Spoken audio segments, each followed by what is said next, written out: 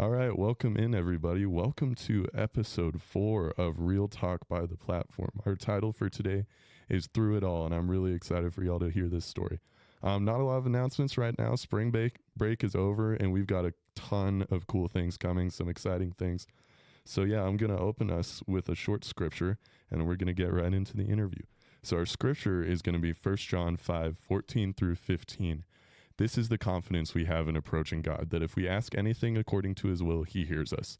And if we know that he hears us, whatever we ask, we know that we have what we asked of him. All right, so I'm going to bring our guest in. Tell us a little about yourself. I'm 19. All right, sweet. So just some get to know you questions. The most important one is, what is your go-to snack? Popcorn. Popcorn. Any like specific kinds? No, I like it simple. But like Really? actually I like extra movie theater popcorn, like movie butter. Okay. Are you one of those people that like go to the movie theater, buy popcorn and leave? Yes. Really? Okay. I've done it like 4 times. Because I've seen that like on social media. Did not know it was real, but that's so dope of you. Are you going to go see Dune Part 2? Mm-mm. No. No. Not I know, sci-fi, not your thing. No, I just don't like Zendaya. Ah, okay. Yeah. Man, this might be the most controversial episode we have ever had. But yeah, no worries. I love Zendaya. But no worries at all. So did you grow up like big town, small town? Small town. All right. Tell us a little about Very that. small. It's like a village. Oh, really? Really, a village. Village status is hard to get by. All right. Well, I'm going to give you the floor right now. You are on platform. Tell us your story. All right. So when I was around 1 year old, I was removed from my birth parents only because my dad was always in and out of jail. And then my mom was very like on drugs all the time. It was so bad. She like couldn't get clean. So at first I only got taken away, and it was only gonna be like 2 years time until I like turned 3 years old, because my foster parents, they didn't want to keep a mother from her child. Right. Because if that happened to them, they wouldn't want their child, like they'd want their child back. So they were shooting for reconciliation. Yes, like they were hoping that she would get clean and she could have her kids back, basically, before like any time was actually lost. So for those 2 years, my foster parents had grown really attached to me and my older sister that I was also adopted with. And they like fought in court to keep us because they didn't want to give us back to her because they knew she'd mess up. And like in the future, she ended up doing so. Like she's lost like 4 other kids besides me and my sister. Yeah. And so my foster parents, they're like super old, like in their 80s and 70s. So they're kind of raised like old style, basically. And I have a bunch of other foster siblings, but I don't consider my foster parents foster because even though like my birth giver gave birth to me, she wasn't a mother at all. Right. So I consider my foster parents my parents, regardless if like I was fully adopted or not, because I never got to get fully adopted. How old were you when you found out this story? Like, did you grow up knowing? Oh, I was you in were a foster kindergarten. child? Okay. Like, So around 5, 6. yeah, this kid that was in my class, my sister had been babysitting her, and she was like talking on the phone, I guess, about it. And so then he came up to me like the next day in class and told me, and I like went home sobbing. Like I had to leave halfway through. I didn't even get my snacks or nothing. That is a horrible way to find that out. How far apart are you and your sister? 2 years. No. 2 years. Maybe 3. Okay. Around 3. I was about to say, if she was babysitting your classmates. Oh, wait, no, not her. One of my foster sisters. Oh, okay. Okay. Since my parents are in like their 80s and 70s, all of my sisters are between like their 40s and 50s. Okay. Yeah. Okay, cool. Very cool. Cool. Sorry, continue. Yeah, so I found out that way. I would say I grew up kind of not dirt poor, but semi-poor. But like my dad didn't work because he has a bunch of health issues. So my mom would do everything. Like she'd work 24/7 at how old she was. She made sure I had everything, and then my dad would get like some disability checks, so he'd buy the groceries and stuff. Right. But my mom made sure I had all my clothes and like money for school field trips and like money for like football games and stuff. So I really admire her so much for that. My sister graduated before me. Actually, wait, let's not do that yet. Okay. Me and my sister were super close. Like, you know, because we're the only ones in the house. We're super close. We told each other everything. We used to have like the same room, and even whenever we got separate rooms, we'd constantly be in each other's rooms. And so we were just always together. And then whenever she graduated, it hit really hard. There are like things that I told her, like she was the only person I could open up to because it's so hard to talk about your struggles with like your actual with like older parents, because older Right. parents didn't believe in all that stuff back then. They thought it was all like heebie-jeebie. You know what I mean? So like, So not that they were necessarily like terrible parents, but Yeah. just there's a disconnect. yeah, they're amazing. It's just they weren't raised in like the modern time where like people have issues. They're like not just like actual sickness, but like, you know, mental issues and stuff like that. Like some people actually struggle with that. They didn't believe in that. They didn't think any of that was true. Mhm. So I only talked to my sister about it, that I was with 24/7, and she understood everything. Like, me and her argued a lot, but whenever Right. I actually needed her, she was really good for me. Mhm. She helped no matter what. And so whenever she left, it was like a big, like, closing off for me. Like, I Yeah. completely closed off. I couldn't, like, do anything. I felt like I couldn't talk to anybody. It was just super hard. And then Where was Faith growing Faith up and all in this? her childhood? Oh, I was raised Catholic, like, Mm-hmm. diehard Catholic. It was very church every Sunday, like early. Like my church would be at like 7:00. Oh yeah. Like, who does that? Well, Why couldn't they move it to 70 8 and to 9? 80-year-olds generally. Exactly. My church is all old people too, so everyone like would watch me grow up, and like everything was in Spanish. So like at first I had no idea what was going on, but then as I got to the age where like it was constantly around me that I understood everything that was going on. I absolutely loved the music. It was my favorite thing about it. Really? Yes. That's awesome. And then I would also talk a lot in church, so my mom would like pinch me and stuff. Like, shh. Yeah. Like one of the scarring things I remembered from church. Mhm. That's why I stay awake. But like me and my sister also, we went to like, we call it catechism, which church school basically, but catechism just sounds more fancy. Right. We went to that too, but we were in different age groups, and then whenever I got to like junior high, whenever she was in high school, they mixed everybody because like again, my church was so small, my community is so small that there was like maybe 6 kids in my class. And did you enjoy the smallness of everything? I did, and that's why like it's so hard to like get into church and now that I've branched out more, because there's so like they're big communities, and Right. it's just overwhelming. Like I get so anxious. I used to have really bad social anxiety, and so like everybody would freak me out. How was school for you? I would say I enjoyed high school, but then I also I really hated it, to be honest. Like my school was also very small, you know, small Right. little place. So everyone knew each other. Like anything that was said would get passed around fast and people would believe it, you know, anything to make our little society like more fun or whatever. Right. Spice it up, which is Yeah. really annoying, but Yeah. oh well. Make up your own entertainment. But Yeah. like I went through a lot because of school. But I had my sister there until I was like my freshman year, because she graduated when I was a freshman. The little age gap. But before that, I had really bad like mental health issues. I would miss school a lot, like weeks at a time, and then my parents would just write notes and say that I was sick, and I would like fake it because I just couldn't stand school. Like I hated waking up, I hated going. I didn't mind learning. Like I absolutely loved learning because it was the only thing that kept me distracted throughout the day. But like lunch and all that extra stuff, like whenever we wouldn't do anything in class and people would get on their phones, it's just like it worried me. And this was public school, right? Yeah. Okay. Very public. Very scary. What do you think the root of some of those issues where you were going through was? I have a bipolar disorder, and I've had a bipolar disorder since I was a little kid. My parents, well, my dad, he really got educated in that department because my dad, I love my dad, because he wanted to understand me. Like, I was like, I'm his everything, so he wants to know what he can do to help me. And then my mom was more on like the mean type that like, oh, it doesn't exist, you know, this and this. Your faith was strong enough, you wouldn't experience any of this stuff. You know what I mean? Like, so sometimes she'd make me feel bad about it. Me and my mom have never seen eye to eye till about maybe my junior year of high school. Other than that, she provided a lot for me, and we had our little moments, but most of the time we were just yelling at each other constantly. And then me and my sister would be like the reason her and my dad would fight 24/7. But I love my dad. Yeah.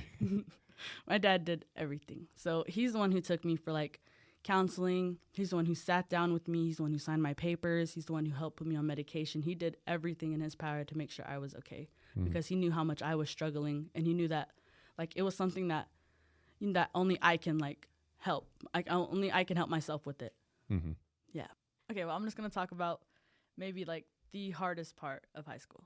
Okay, my hardest part of high school, well, like the grade year, was probably my 8th going into my freshman year. I was getting bullied so bad it wasn't even funny. Like, that was the year that I had missed like almost like 100 days of school. It was terrible. Mm-hmm. And so the only reason was because, so like usually people don't make fun of like, you know, orphans and stuff. Like people don't, but like you only see that kind of stuff in like movies. So I didn't really think any of that stuff would ever happen to me. But like this girl, she just kept picking on me like constantly. She'd tell me like, she'd like write me ugly notes and she'd put them in my locker and she would tell me 24/7 that like I wasn't wanted because my parents didn't want me. Like your mom chose drugs over you. Like that shit, you know what I mean? Mm-hmm. She's just ugly and I think she's just jealous. But, you know, so like that point, I like did something super crazy. I went into the restroom during lunchtime and I tried to like, you know, kill myself. It was very bad. Okay, so this is going to sound really bad too, but I used to keep like razors inside my phone case and I used to keep razors inside my phone case and that sounds like really unhealthy and it was really unhealthy for me, but I didn't know at the time because that was my only way of making myself feel better about myself. Mm-hmm. So that I had them, and so that was like my only option. I was so upset. I couldn't go home. I didn't know what to do. So I was going to take myself out of the situation completely. So that was my plan. My counselor had walked in after I had started, and there's like, you know, blood on the floor. And she got, you know, she like barged in. People like a bunch of teachers came in. I got sent away to like the hospital and stuff. My mom, I begged them not to tell my mom, but they told my mom and then they told my dad too. My dad was like more caring. My mom, she chewed me out. She told me, she was like, if I was going to do something stupid like that, to make sure I do it correctly. You know what I mean? So I don't feel embarrassed about failing. So that little piece of information coming from my mother, that's what hurt like the most. It literally hurt so bad. And then my dad was just supportive the whole time, and my sister was like panicking because she's going to graduate in a year and she doesn't know what's going to happen to me, if I'm going to get better, if I'm going to get worse. So yeah, I had to deal with that. I got sent away that exact same summer. I went to California and get away from like my little village that was so toxic. I like got rid of social media. I did whatever I could to take myself away from that negative aspect of my life. So that's what I did. And then I had the option to stay down there or like come back. Like at an institution with family members? Where were you kind of? I was with family. Okay. But like family that I trusted. Mm-hmm. Later on I went to like an institution for actual help, but I'll talk about that in my other years of high school cuz go high school. Right. But yeah, I struggled a lot. But like that summer was probably like the best summer I'd ever had. It was just filled with like laughter and happiness, and I missed my friends, but like it was something I needed for like myself because I needed to get away. And then they offered me to stay, or they like offered me to go back home with my parents. Right. And then I was going to stay, but like the only thought on my mind was like my sister's still there. I don't want to miss any of her important stuff. And my dad is there. Like, you know, my mom, we argue a lot, so I wasn't really thinking about her that much. But my dad, I can't leave my dad there. I love him so much. And what was your perception of God at this point? I didn't see. Catholics are like, you know, really about like, they're very strict. And like, I didn't know. I was like, I went to church, but like, I didn't really know the meaning of why I was going. I really didn't know like why I was why I was forced to get up and get ready and look nice and go to church and sit down and listen. So I didn't really like care as much. Like, so you saw a set of rules. Yeah, okay. I thought it was like I have to go. It's like a mandatory thing. Right. If I don't go, my parents are going to be disappointed. That's how I always call it. Like, so I didn't care. And then like, whenever I had done that and I was talking to my mom, whenever she chewed me out and everything, she would like tell me a bunch of like stuff about God and stuff, and we'd argue over that too. I'd tell her that like I don't believe in that stuff because why would he make good people suffer for no reason? You know what I mean? But then there are people out there that are worse than like me, or probably worse than everybody else, and they're perfectly fine. They're living their best life. Like, why would he let that happen? I just thought it was just wrong. So this is gonna sound so bad. I literally like hated God for a long period of my life. And then it didn't get better. Like, it didn't. But, like, as I get farther, it'll probably get better. Did Your mother used God against you in those contexts? Yes, she Okay. did a lot. So that's what made me like hate it. I just Okay. couldn't stand it. The fact that So it if might not something have was wrong even, with me, that like that's right. all that could help me. Like you find God, you're gonna get fixed. And I was like, well, where is he? Like, how am I Right. gonna find him like this and get fixed like that? Like, Mhm. when is it gonna happen? So your perception of God, do you think it was more influenced by your mother or by the church you went to? I think mostly by my mom, but Okay. I enjoyed going because I liked my church. Mm-hmm. But like she mostly pushed it upon me the most, and she thought that like every inconvenience in my life, anything that happened, that was where I would turn. But I didn't know I could turn there because I didn't know like what any of it was. Like I didn't know, like I didn't feel anything. I didn't feel different. Mm-hmm. None of that stuff. There wasn't like a relational Yeah, aspect. there wasn't no relation at that time. Okay. And then getting over to my freshman year, my sister graduated, and she took off. Like she left. Mm-hmm. The people that argued the most in my house were probably my mom and my sister. So I knew it was coming. And me and my sister had made all these promises whenever she'd graduate, and they like never went through with it. So Mm-hmm. my sister probably was like the first person to ever break my heart. And I still like haven't seen her in like maybe a year or two, Mm-hmm. and it sucks. Yeah. But she got out, and now she's happy and she's living her best life. You know what I mean? So I'm happy that she got out and she found peace in everything that's happened. I pray for her all the time because we do stay in contact. We FaceTime every once in a while, but it always ends up in a fight, which I hate, but there's nothing I can do about it. Right. And then every time we like get into an intense fight, I'll text her and I'll be like, well, God bless you. You know what I mean? Mm-hmm. I always tell her that. And she'll be like, girl, shut up with that stuff. And I'm like, I can't. Like, Mm-hmm. it's like the honest truth. Like, I hope she literally gets blessed out there, whatever she's doing. But yeah. So then I had to survive like the rest of my high school year without my sister. So it was weird. And I'd always lived in her shadow. But then whenever she left, I like branched out and I became like somebody. And I found out who I was. Mm-hmm. I did a bunch of like extracurricular activities. And then What all were you involved in? I did cross country. I did track. I did UIL. I did FCCLA. I did basketball. I did softball, OAP, a student council. I did everything. It's a small community. You have to do everything. Right. They don't have that many students to do anything for. And you were trying to find yourself in those things? Yes. I think I loved OAP the most out of everything that I did. And so I'm just so that dramatic. stands for One act play. one There act you play. go. Okay, there we go. I know But what I that thought is. everyone called it OAP. Nope, but that's cool. That's what we Just call kidding. it. Sorry. Okay, cool. Yeah. And then towards like the end of my freshman year, my mom got very sick. She had breast cancer, and then she also got colon cancer. So she was battling two of them. Like we acted super fast, which is kind of weird because my mom she never got sick. It was always my dad that was, the little trouble sheep or whatever. But not my mom. She was like Wonder Woman or something. Yeah. She was Tough old lady. She is tough old lady, really tough. Like she would go to work from like 3 a.m. Not 3, yeah, 3 a.m. or 2 a.m. It depends on how early she'd leave, and she'd work all the way till 2 p.m. She was doing that like 5 times a week. She was tough, and she'd like lift heavy stuff. She'd do everything by herself, and then like whenever I'd ask her like how she has all this confidence or whatever and stuff like this, she'd tell me that it's because like she thanks her God for her strength. That's like her go-to motto, and she still says that till this day. She's always said it since I was a little kid, because she said that God has given her the strength to like take care of 2 little kids and work all the time and provide. Like that's what God did for her. And the thing about my mother is that she lost one of her sons whenever he was like around his 20s or so. And she didn't turn away from God from that, which is what I really admire, because if I were to lose her or my dad, I'd feel like I would have a period of time where I'd hate God for it. But she didn't do that. She just prayed harder, and I admire her every day for that, because it's hard.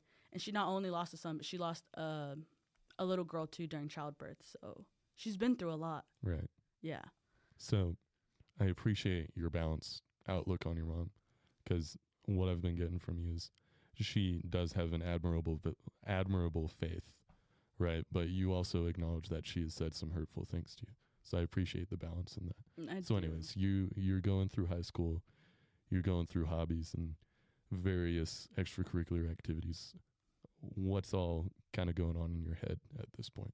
I was so swamped. I bit off more than I can chew. That's how I'd put it.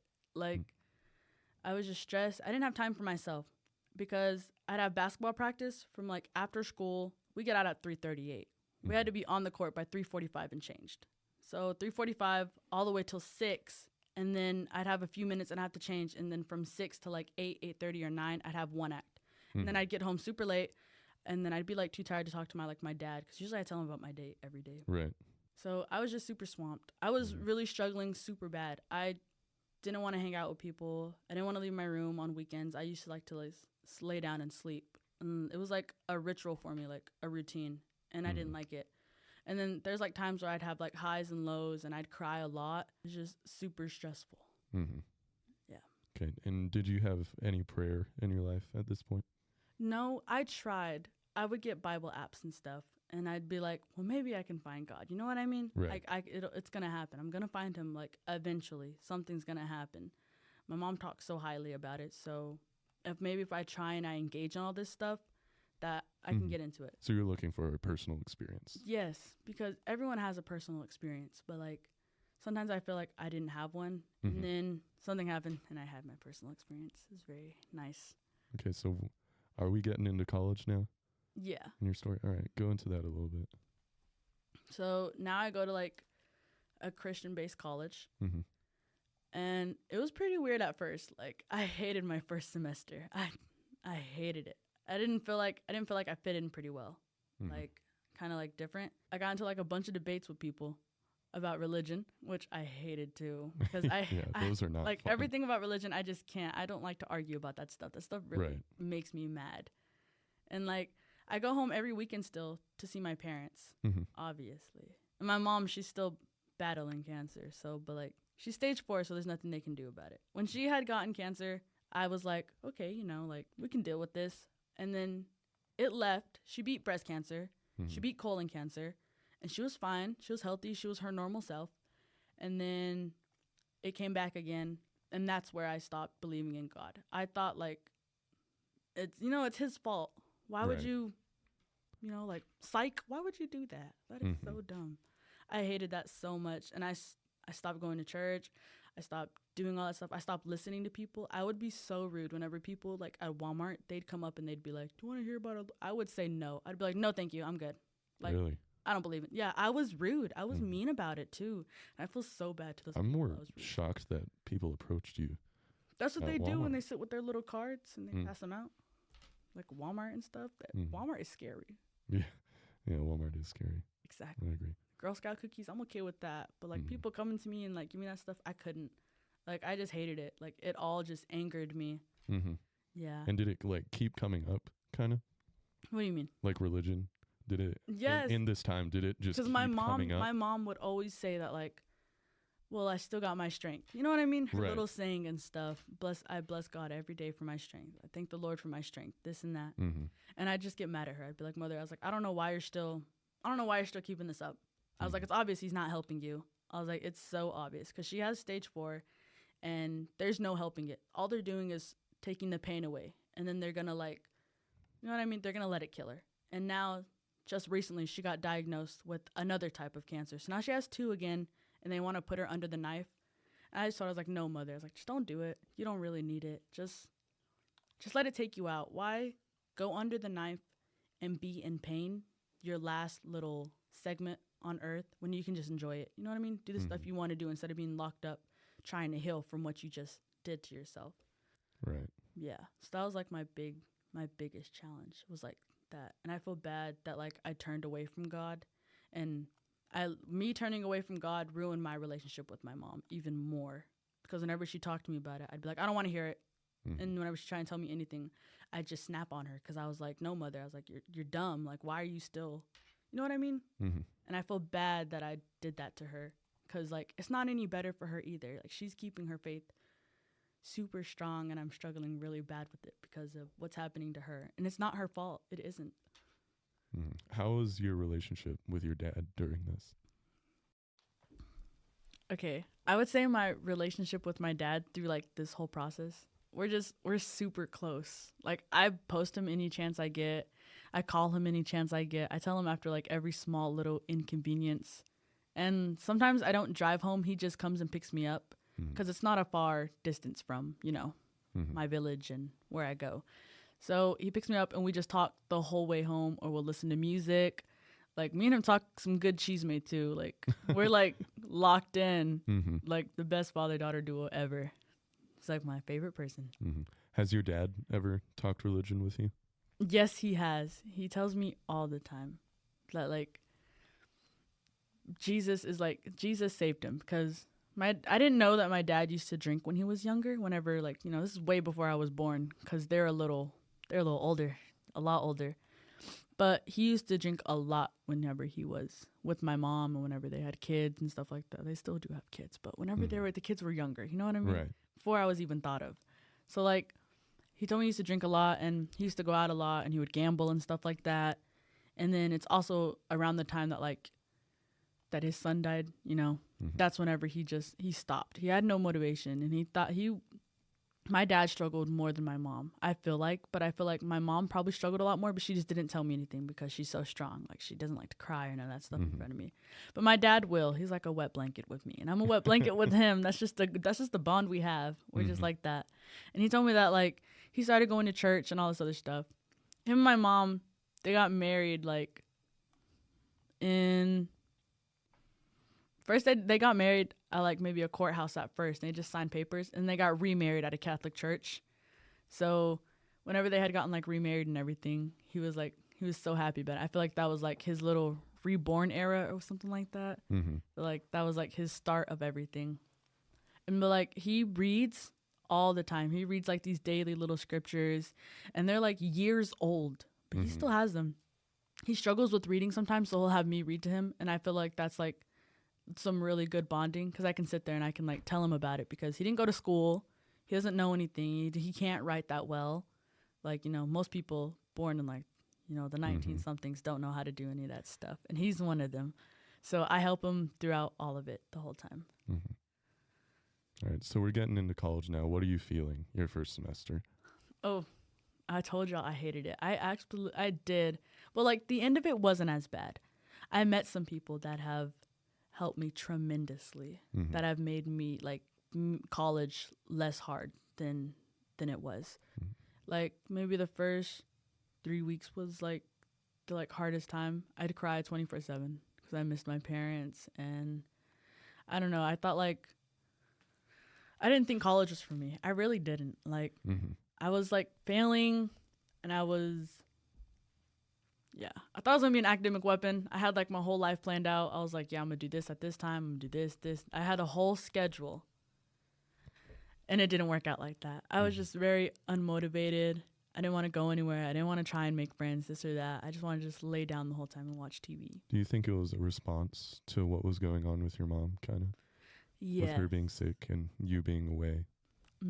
But there is like a relief, because now that I'm in college, I have more time for myself. But then usually, because like whenever I go home on weekends, it's always my mom. Like, we live halfway across the house from each other, and she still calls me on the phone to go do stuff for her. And I walk in there, I'm like, what do you need? And she's like, can you pass me my soda? And her soda is like 2 inches away from her, and she just wants me to give it to her and feed it to her in the straw. And I'm like, mother, you're not dying. Like, come on, pick it up. And then I make her say please, and she gets so mad at me. She starts screaming at me in Spanish. I'm like, Mom, just say please. It's not that hard. Right. But like, in college, I have like independence kind of, but not really. My sisters kind of have me like locked down. They know what I'm doing 24/7. They know who I'm with. They know who my friends are. They know my class schedules. And then they make me go do stuff for them. So it's really not that different from being home. But so I just get less calls from my mom when I'm not at home. Okay. So you met these friends. What was so like uplifting about them? I would say the way they make me feel. I had a friend group in high school, and I thought like that's the ideal friend group, and they didn't really have strong like backgrounds with faith and everything, and I thought like my Catholic religion was kind of stupid, which it's not. It's very good. I like it. It's not for everybody, but it's for me.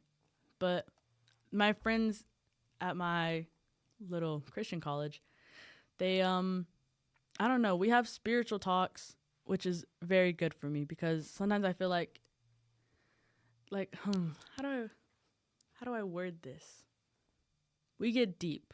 Does that make sense? Mm-hmm. I couldn't really get deep with my high school friends because it was just, they were oblivious to everything. All they want to do is just go party, do this and that. Like, you know, because high school's so fun. Let's go do this. Let's go do that. Let's stay up. Let's sneak out. That stuff like that.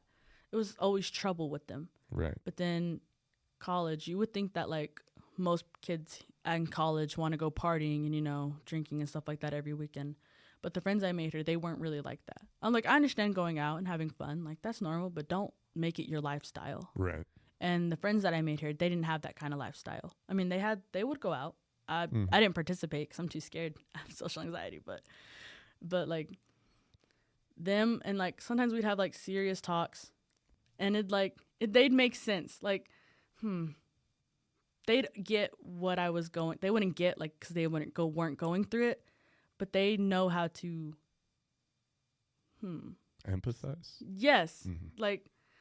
They leveled with you, kind of. Yes, level with me without making it seem like I'm some damaged person. Okay. Like they didn't walk on needles around me or nothing like that. They were there with you. Yes, they were honest about everything, brutally honest. Even when I don't want brutally honesty, I need brutal honesty. Mm-hmm. That's how they were for me. And then just being around them made me happy. I haven't my bipolar disorder. It's like it controls my moods in multiple ways. And then some of the friends I have know, like they can tell me from like my moods apart, and that's just how you know you have real friendships. Because my other friends, they didn't understand any of that from high school. They really didn't. Like, and did they try to? No, because anytime I was like upset or something, they'd be like, "Oh, well, man up, this and that." You know what I mean? Like everyone goes through that crap. You're not the only one. But then my friends here, they don't make me feel like that. Like I tell them something, they'll tell me something that they struggled with. It's just like a back and forth thing. It's like an actual conversation, which is really good. Are these your first like actively Christian friends? Yes, okay. They really are. I had like this one friend. I don't know if he's really considered my friend. We just did like, because Catholics, you have to do a bunch of sacraments. I did all my sacraments with him. We did everything together. But we didn't really have talks like that unless we were in school and we were debating with other fellow God lovers. That's whenever me and him would team up to do anything. But other than that, I've never really had friends that would actively talk about like God and stuff and like try and uplift me, try and get me to go do stuff, try and get me to pray, this and that. You know what I mean? Give me advice on that kind of lifestyle. I didn't really have that until I came here. Awesome. All right. Is there anything else you want to talk about? Where are you now with faith and your friendships? I say because your story isn't over. Yeah. I'm a little stressed. Our testimonies are still going. I am very stressed. Right now, I'm going through a lot. I'm just super stressed with everything. But some of my friends, I found out I can weave out what and what. I found out some stuff. And so, like, I don't know how to handle it because I hate confrontation. And I'm a very sensitive person. So I don't know what to do. And I let people walk over me a lot. So it's just even worse. But I don't know. I will say that, like, my faith is way better than it was 2 years ago.